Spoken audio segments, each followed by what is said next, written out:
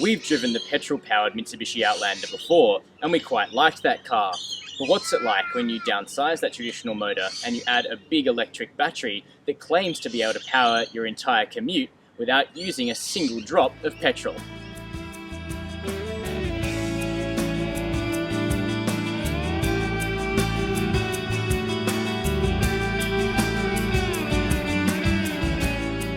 The Outlander PHEV is available in two grades. The base model is available for about $50,000 and this range-topping Aspire is about $55,000 on the road.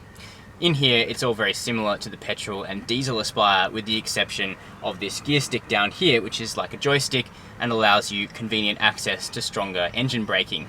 There's also a differing instrument cluster which shows you whether you're charging the battery, driving economically, or demanding maximum power.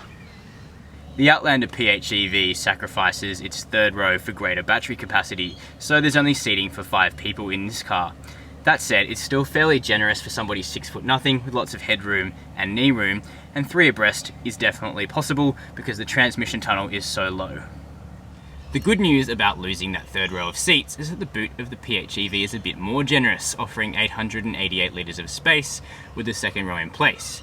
But you can easily fold that second row, forgoing the really weird folding mechanism of the petrol and diesel. You don't get a completely flat floor, but you do get about 1600 litres of space, which is more than big enough. Driving the Outlander PHEV is very different to being behind the wheel of a more traditional Outlander. I'll start with the engine first, and it's a pretty interesting one. There's still a petrol engine there, and it's a downsized 2-litre unit, and the petrol motor can drive the front wheels, but it can also supplement and charge the 2 electric motors like a generator.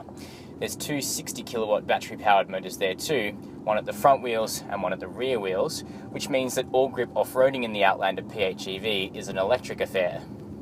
It's actually slower on paper than a petrol Outlander, but it actually feels a lot more nippy in town, and that's because electric motors generate all of their torque immediately, so it's quite punchy off the line.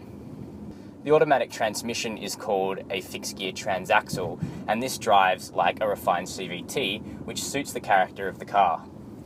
The Outlander can drive gently, about 60 kilometres on a full charge, and this is something you can do at home. This car is basically like a big laptop, and a full charge takes about 5 hours and would cost the average person around $3. You can also use the petrol engine to charge the battery on the go, but this depletes the tank of fuel quite quickly, so the Outlander PHEV is best used being charged every night and running it on electric power alone.